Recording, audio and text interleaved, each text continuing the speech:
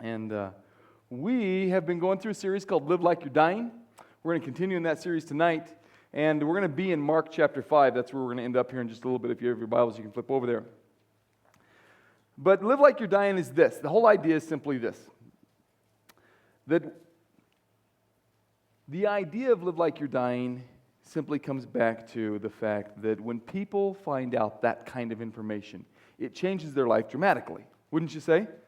And it changes the way they think, it changes the way they act, it changes their family values. That those parents who maybe spent lots of time working away from their kids, they come back to this place and it's like, you know what, I have got to spend more time with my kids. And it puts everything in perspective. It puts your work situation in perspective. It puts everything you do in perspective. And the other thing that it does is it puts your family, not your family, but it puts your faith in perspective. And so here's what we're going to talk about tonight. We're going to talk about faith. And the whole idea on this topic is this, is that we have faith, and if you've given your life to Christ, if you've ever asked Christ to come into your life and you've made that recognition of God in that situation, then there was a crisis in your life at some point, or a recognition in your life that was this switch that said, God's real. And maybe where you didn't have, thank you TJ, I think I'm going to need that. I appreciate that very much. I'm going to open that and set that right there. Maybe where you didn't have the recognition of God before, or maybe you kind of realized there was God, but He wasn't that integral part of your life. You know what I'm talking about? You following me in that? And that there comes this place and you make the recognition and you have faith and you say, okay, God's real. And now you would have what we call maybe a Christian faith or an awareness of God faith. And you have that going on. And in the Christian world, we talk a lot about faith. But tonight I want to take that just a step deeper. And what I want to talk about is this. Have you ever had a situation in your life that caused your knees to be shaky? Because that's a different type of faith, right? Have you ever had a situation in your life where your whole world felt like it was crashing down? Maybe it was and maybe it wasn't, but you felt that way. And that's a different type of faith.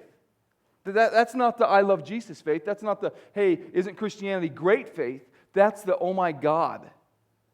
And I don't mean that in a slang. I mean that in a, oh my God. I need you faith. That's the faith that I want to talk about tonight. Because what we're talking about is we're talking about that if you go back and you take the first two series that we talked about, when we talked about Joshua, and Joshua stood on the edge of promises that God had promised His people, and yet the people that He promised them to didn't want to walk in them, so they walked away from them. I imagine that for 40 years that he wandered the desert, he had the oh my God faith. Oh Lord, what if? And then last week we talked about David and Goliath, and the Goliath faith that says that, you know what, I've got to make an impact, that I can no longer sit on the sidelines, that something's got to happen in my life, and that if I could live my life differently, that if I could take my past years and I could put them all back together and say, you know what, I'm going to take this day, and I'm going to take that day, and I'm going to take this day, and I'm going to leave those days, that we would probably pick days that had high impact days. That's what we would probably do. I know that that's what I would do. Maybe you'd just go for the all fun and glory days, which we'd have a whole bunch of those in there too. But then you come back to this thing and you say that if we're really serious about our relationships with Christ, and we really were going to live in such a way that we realize that our life is terminal and our life is short, and I have a pastor friend that I look up to, and he always says this, he always says that miracles are all temporary because we are all terminal. And you realize that if miracles are all temporary because we are all terminal, and that no matter who gets the bad news, whether you get the bad news that you're dying short term or you get to live long term, which in the whole perspective of everything is really short term, right? I mean, the older you get, the more you look back and you go, my gosh, it seems like just yesterday I was 20. For those of you that are 20, we're jealous. But you come to this place and you come back and you say, okay, what if? And so tonight's going to be a lot of what ifs and a bunch of have you evers. And what I want to talk about is that remote possibility of what if you lived your life in such a way that you would take those desperate moments of your life and you would really trust God with them. And that those what ifs and have you evers and those remote possibilities of what God might do, that we would consider those tonight. Because that's what's going on in Mark chapter 5. But before we get there, let me ask you some questions. Have you ever needed God to do something right now? Have you ever need that? The prayer wasn't, hey, Lord, if you could provide me with a job, or hey, God, if you could give me some friends here in a little while, that'd be really great. It was that prayer of, God, you got to do something. And you got to do it now. And I need you now. I don't need you in a week, man. You know I'm going to need you in a week, but I don't need you in a week from now. I need you at this moment. And if you've ever been in an emergency room, then you've prayed that prayer. Because those prayers happen all the time in the ER. Have you ever found yourself in a really incredible bad situation? I'm talking about the type of bad situations that wasn't just a bad situation, but the situation you found yourself in caused you to question God. Caused you to question your faith. Caused you to question if God was real or if He wasn't real. Have you ever lost all confidence in the physical things and all you could hope for is the spiritual things? What happens when you go through life circumstances that cause you to question everything you've been told and taught and come to believe? You see, when life gets really, really, really bad, here's the question I want to know. When life gets really, really, really bad, have you ever had it go bad? You can raise your hands. Because this is important. If you've had it go bad, please raise your hands for just a second. Okay, that's everybody. That when life goes really, really, really bad, what do? You see, faith looks so different. Because the faith that you're going to need to get through today is not going to be the same faith that you're going to need to get through tomorrow. Have you ever noticed that? That when things went really, really bad, I'm betting that you called out on God. Because I know that I do. When things get really bad in my life, I call out on God. And I will go from spending where I spend time with God to where I spend a lot of time with God. You guys got that one, right? And what's really, really cool is that, and I'm using the word really, really a whole bunch. I'll try and break that habit. That what's incredibly awesome about God is that when you do call out to Him and you say, you know what, God, I need you, and I don't need you next week, I need you right now. I can't even tell you how many times God has shown up in my life. I know that there are people that will say, you know what, God missed a really great opportunity to do something in my life. I know that everybody has those moments, but I can tell you that I've seen God do so many amazing things in my life that it causes me to look back and it causes me to say, God is real. And that when God shows up in your life, you cannot ever deny that He's not real. When you gave your life to Christ, there was something that happened in your life, because it happened for me, that when you gave your life to Christ, you recognized the revelation of who God was, and now you can never go back and say He's not real. But you will still have times that come at you that make you question your faith. That's just the way life works. And the faith that you had for those problems way back then may be nothing for the faith that you have for the problems that you have now. That when our kids were little, and it's funny that when your kids are little, you have no money. And then when your kids are big, you have no money. And then when your kids move away, you still have no money. But when our kids were little, we had no money. And my wife one time was driving around with our kids, and you know how you just want to do something special for your kids? If you got kids, you just want to do something special. Whatever it is, something special. And my kids were asking for McDonald's. And McDonald's doesn't cost very much. But when you have no money, McDonald's costs a lot more than when you have a couple bucks in your pocket. And on this particular day, the town that we lived in, at this time we lived in Arvada, Colorado. And Arvada, the little McDonald's there, they did this special. And on the days that it would snow, they would give you value meals for kids for 99 cents. And on that particular day, my wife is driving around with our kids, and she has $2 in her pocket, and we have 2 kids. And they're saying, Donald's, because that's what they called it, Donos. And as they're driving around, all of a sudden, they're saying, hey, Mom, can we go to McDonald's? Can we go to Donald's? And Linnea looks in her wallet, and she has $2. And she says, we can only go to McDonald's if it snows. And so they agreed that they would pray that it snowed, but they started to head towards McDonald's. And just as they pulled into the McDonald's, it began to snow. And she made her order for the 2 Happy Meals. She got in, she paid for the 2 Happy Meals, and just as they pulled away, it stopped snowing. And what you find is this, because you look at those stories and you just go, what you find is this, is the faith that it takes for some of these situations is amazing faith, and God shows up in amazing ways in these situations. But no matter what the faith was that you had for yesterday, you're going to need a whole complete different set of faith for tomorrow. Because that's just the way life works. But here's what I believe as we go into this. Hebrews 11 gives us a great quote on faith, and it just says, what is faith? Faith is a confidence assurance that what we hope for is going to happen. And it is the evidence of the things we cannot see. And here's why we're talking about faith in this series of Live Like You're Dying. Because you see, to live like you're dying, you have to have faith in God. And this is the way that it works.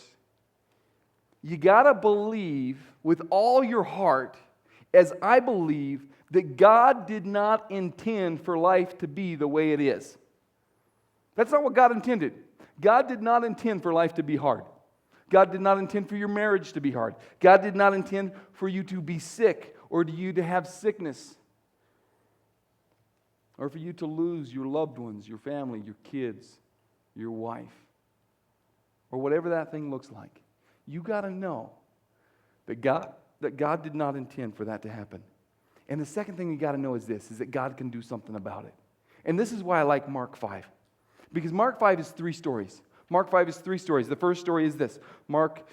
Jesus has headed off to Capernaum, and he's gone over to this little island, and when he got out, he came to this cemetery. And in this cemetery was this man who was filled with demons.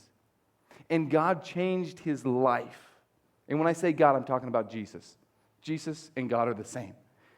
And he changed his life. And then he comes back from that little area, and he comes back to Capernaum, and as he gets out of the boat, that's where we're going to pick up the story. And he comes across 2 people that their life needs to be absolutely changed because their circumstances are desperate.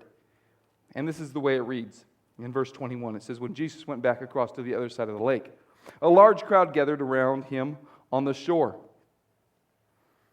A leader of the local synagogue, whose name was Jairus, came down and fell down before him, pleading with him to heal his little daughter. Catch this. She is about to die, he said in desperation. Please come and place your hands on her. Heal her so that she can live. So you picked up on that. So Jesus gets out of the boat, and as he gets out of the boat, immediately this crowd gathers to where he's at because people are looking for Jesus, because Jesus does miracles. He changes people's lives. As he gets out of the boat, he immediately has a following, and amongst that following, a man, not just a man, but a synagogue priest. And you got to realize that most of the synagogue priests, they shunned Jesus. They didn't want anything to do with Jesus because Jesus claimed to be God. And that went against the very fiber of who they were. And so this man, who isn't supposed to believe that Jesus is God, does recognize his godhood and says, Lord, only you can do something to change my situation. My situation is desperate. And all you have to do, God, is put your hands on my daughter. Because he's been given the news that his daughter is going to die. And he says, absolutely not. As long as there's breath in my Father's lungs, man, I've got to do everything I can. And he went and found Jesus. And then in verse 24 it says, Jesus went with him. and the crowd thronged behind him. And there was a woman in the crowd who had a hemorrhage for 12 years.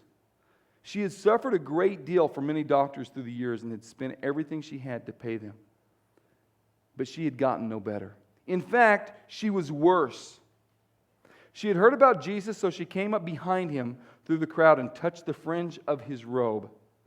For she thought to herself, if I can just touch his clothing, I will be healed. And immediately the bleeding stopped, and she could feel that she had been healed. And Jesus realized at once the healing power had gone out from him. So he turned around in the crowd and he asked, hey, who touched me? Who touched my clothes? His disciples said to him, all this crowd is pressing around you. How can you ask who touched you? But he kept on looking around to see who had done it. Then the frightened woman, trembling at the realization of what had happened to her, came and fell at his feet and told him what she had done. And he said to her, daughter, your faith has made you well. Go in peace. You've been healed. But you got to catch this, because what the Bible doesn't tell in this part of the story is this. The reason that she fell down trembling was one reason. She wasn't afraid of Jesus. I don't believe that she was afraid of Jesus. What she was afraid of was that according to Leviticus 25, I believe, it might be 26, Leviticus is the book of laws. And in Leviticus, there's over 600 laws that says, this is a law and this is a law. You can't do this, you can't do this, you can't do this. And somewhere around 25 or 26, there's this law. And the law says that when a woman is on her period, that she is to go away. And she cannot come back until she's been cleansed by a priest. She's an outcast. Okay, now catch this. This is why this is really important. She had been hemorrhaging for 12 years. She was the equivalent to a leper. She was the equivalent to a leper that in her society, because of this law, she couldn't come into the city. Because of this law, she could not enter into where people were. She was disassociated by all those who knew her, and she had no relationship. And so get this. So here she has broken the law to get to Jesus. She's broken the law, she's made her way, and she believed that her situation was desperate, and it was. And she believed that if she would just touch the fringe robe of God, that she'd be healed. And so when Jesus realized that she's touched him and he turns to find her, what she's really afraid of is that now she's going to be identified, and that by breaking this law, that she will be judged by the court. But she wasn't the same person, because Jesus healed her. But when Jesus turned and said, who touched me? Who touched me? All of a sudden this fear came into her life that her life situation was going to be exposed. Have you ever had the fear that your life situation was going to be exposed? Everybody has. Everybody has. And people walk through the church, and what they're afraid of is this. That they want to take a chance on God. They want to take a chance on Christ. But they're really afraid that their life situation is going to be exposed. But their life situation is going to get exposed to the church, and the church is not going to accept them. And that they are going to be judged, and they are going to be ushered out. And you see, we got to come to a place where we have such faith in God that, you know what, whatever it takes, it doesn't matter what the other people think, that we're going to trust God. If we can just get to the fringe of his robe. And then let's pick up the story. While he was speaking to her, messengers arrived from Jairus' home with this message. Jairus, your daughter is dead. There's no use troubling the teacher now. But Jesus ignored their comments and said to Jairus, don't be afraid. Just trust me. That's a word for some of you guys. Then Jesus stopped the crowd and wouldn't let anyone go in with him except Peter, James, and John. And when they came to the home of the synagogue leader, Jesus saw the commotion and the weeping and the wailing. And if you've ever experienced somebody dying, you know exactly what that looks like. He went inside and he spoke to the people. Why all this weeping and commotion? He asked. This child isn't dead. She's only asleep. The crowd actually laughed at him. But he told them all to go outside. Then he took the girl's father and mother and the 3 disciples into the room where the girl was lying, holding her hand. And he said to her, "Get up, little girl." And the girl, who was 12 years old, immediately stood up and walked around. Her parents were absolutely overwhelmed. And Jesus commanded them to tell no one what had happened and to give the girl something to eat. What an amazing story. I mean, both of those amazing stories. And so tonight, as we're talking about live like you're dying, what we're talking about is a desperate faith. That you have this woman that for 12 years was absolutely outcasted by her society. And she had become so desperate that all she wanted to do was get to the feet of Christ. And you have this man that had this 12-year-old little girl, that had his little girl who got sick and was dying. And he knew that the only chance he had was this desperate kind of faith that said, I believe in God, and I believe that life is not supposed to be this way, and that God can do something about it. You see, here's what I hope for.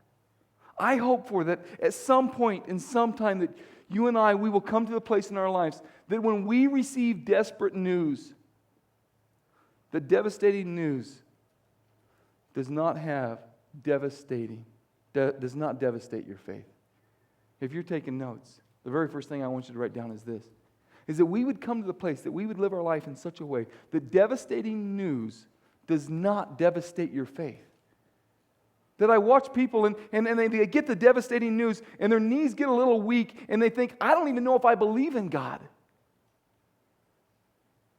And what we've got to come to, church, is this, is we've got to come to the place where, you know what? God revealed to you who He was when you committed your life to Him. That do not let the devastation of news that comes your way, and it will come your way. And probably in a crowd of this size, there's probably some people in here right now that if we were to sit and talk, that as the lights went out at the end and we did our last couple songs and everybody began to leave and you hung around. And it's happened to me so many times that you'd say, hey, Pastor, can we talk? This is what's going on in my life. And I'm just here to tell you, do not let devastating news devastate your faith.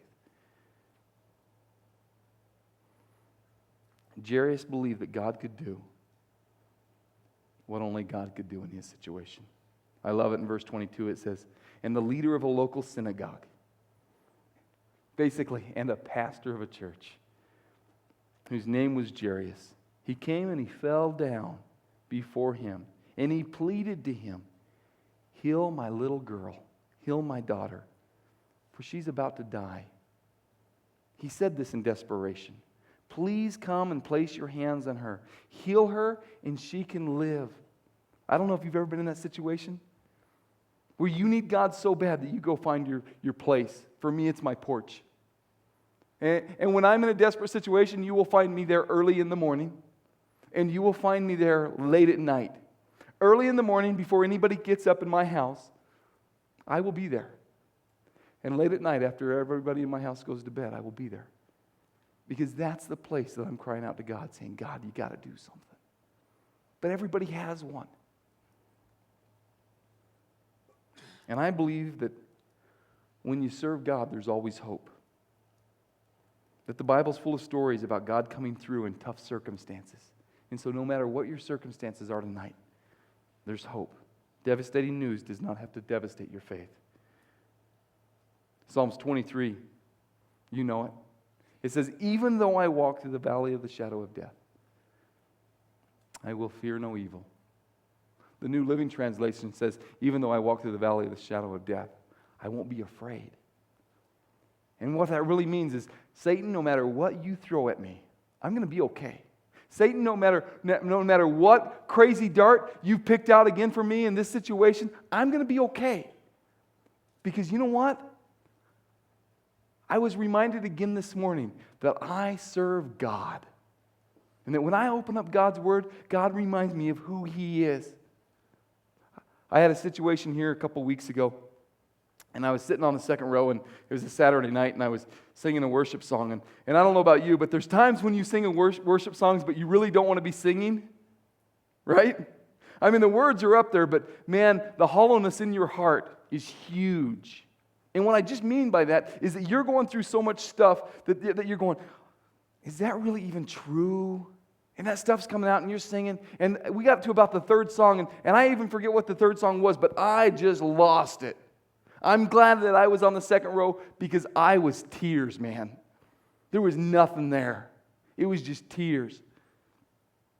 And so we got done with service, and Dan did a great job, and got done and went out and greeted some people, and we have 4 services around here on the weekend, and so I had to come back in for the 7 o'clock service, and when I came back in for the 7 o'clock service, we started back into worship, and I just went, oh God, I don't want to sing that song again. I don't want that to happen again. And it was just at that moment that I really felt God speak to me and say, don't you remember what you read this morning? And I was reading Isaiah 43. I said, yeah. Well, do you believe that or not? Yeah, I believe that. Then knock it off. You're going to be okay. Because there's that reminder of who God is in our life, and we all need it. Even though I walk through the valley of the shadow of death, I will fear no evil. The Satan, whatever you have to bring it. Because God is good, and God is good all the time. The second thing I want you to write down is just simply this. You see, when you have faith in God, I believe that desperate situations should cause you to seek Him. The desperate situations should cause you and I to seek God. That if you've given your life to Christ, when the enemy comes at you with tough stuff, and he's going to, and not only is he going to, but he has, that we don't have to crumble, that we get to seek God. Mark 5, 25 through 29. And there was this woman in the crowd who had had a hemorrhage for 12 years. And even though it doesn't say this, we can go ahead and add it. And who was outcast from her society, but nobody would have any relationship to. And she had suffered a great deal from many doctors through the years and had spent everything she had to pay them. And she had never gotten better. Have you guys ever had life situations like that where you do everything you can to get better and you don't? And in fact, she was worse. And she had heard about Jesus. So she came up behind him through the crowd and touched the fringe of his robe. For she thought to herself, if I can touch his clothing, I will be healed. And immediately the bleeding stopped. And she could feel that she had been healed. I love that. Never let your problems keep you from seeking God. Catch that. Never let your problems keep you from seeking God. And here's what's really crazy, is sometimes you go through problems that people cause you pain, right? Because there are a lot of people who are a pain. You can laugh. That was funny. But there are a lot of people who, they're just a pain. You see them coming, and they are your problem. And then there are a lot of people who cause self-infliction. It is not the people who are a pain. You have caused self-infliction on your own life because you've made bad choices. Right? Oh, it's way too quiet in here. Lighten up the load. Years ago, I was on a kayaking trip with my brothers. And I had prompted this cool kayaking trip where we were going to rent these kayaks and we were going to rent these rafts and we were going to go down the Colorado River. And none of us had ever kayaked before in our life. None of us. And so what happened was this. About an hour and a half into the trip, after I felt like I'd kind of gotten my water legs, that I was kind of like moving all over the river. And I'd come across a duck with a broken wing. And at that moment, something overtook my body, and the manly instinct began to come out. I figured I would provide duck for dinner. And the plan was that because he had a broken wing, I was going to paddle up to him, and I was just going to pop him on the head. How hard would that be with a duck with a broken wing? And you see, what happens is, before we make bad choices, we think they're good choices. And then after we make bad choices, we think we can't bring these things to God. So here's what happens. So I paddle up to the duck. I'm faster than him because he's got a broken wing. And I reach up and I go to tag this duck as hard as I can. not realizing that the force of gravity would send me upside down in the river that I had never had experience kayaking in. And within moments, I am drowning. This is so true. To make the matters worse, every time I would pop up, I could reach up and I could grab this little bulb that sat above my head, and I'd grab it and I could just get my lips and my eyes out of the water to take a breath. And the duck was right there by my head. This is so true. And so here I am drowning, and I can see this duck, and the duck is mocking me so badly.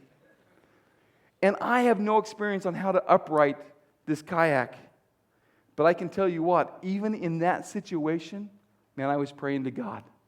God, you got to save me. You got to save me. You got to save me. And the only reason I tell that story is this, is because so many times we do self-infliction.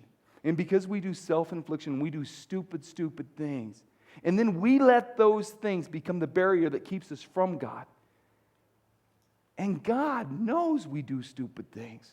And He's just saying, come on, come on, come on. When are you going to come to the place where you are so desperate for me that even the stupid things in your life, you're going to say, Lord, they're yours. I need you. Psalms 121, 1 through 2. I lift my eyes up to the mountains. Where does my help come from? My help comes from the Maker of the heavens and of the earth. Don't let your situation in life keep you from seeking God, even if it is self-inflicted. And the last thing I just simply want you to write down is this. You see, if you have faith in God, you got to come to the place where you realize that the power of God is greater than your life circumstances. The power of God is greater than your life circumstances. I'm going to ask the worship team to come on back up as we close this point. The power of God is greater than your circumstances. That both this man and this woman sought God. Both this man and this woman had situations in their life that they could not do anything about. And they needed the touch of God. Mark 5, 38 through 42, when they came home to the synagogue leader's home, Jesus saw the commotion and the weeping and the wailing. And He went inside and He spoke to the people. Why are all of you weeping? And this commotion, He asked. This child isn't dead. She's only asleep. And the crowd laughed at Him. But He told them to go outside. Then He took the girl's father and mother and the 3 disciples into the room where the girl was lying. Holding her hand, He said to her, "Get up, little girl." And the girl, who was 12 years old, immediately stood up and walked around. And her parents were absolutely overwhelmed. You see, here's what I've watched so many times. If you would begin to trust God with your whole life, and that the situation that you're in tonight, that you would say, you know what, God, this is a desperate situation. Or maybe this isn't a desperate situation, but God, you know what, I need you. I absolutely need you. That only God has the ability to bring peace back into a home,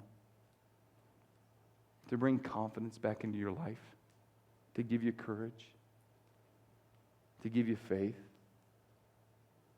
to give you faith that everything is going to be okay. If I can just touch the hem of His garment, everything will be okay. If I can just get to the place where you'll place your hands on my life, everything's going to be okay. Because the power of God is greater than the power of your circumstances. 1 John 5:14 says it this way. It says, "This is the confidence we have in approaching God, that if we ask anything according to His will, He hears us." God didn't intend life to be this way. And no matter what you're going through tonight, He can do something about it. We're going to sing this last song. And to me, it's not important if you stand up or if you sit down. To me, what's really, really important is that you connect to God.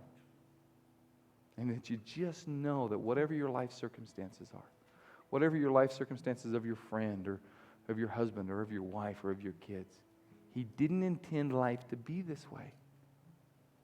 But He can do something about it. But at some point, you've got to cross the line of faith.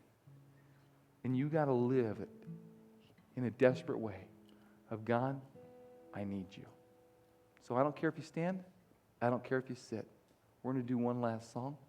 And then Sarah's going to come up and she's going to close us out in prayer. And then if you need prayer afterwards, we have people that stick around just to do that. But would you sing with me?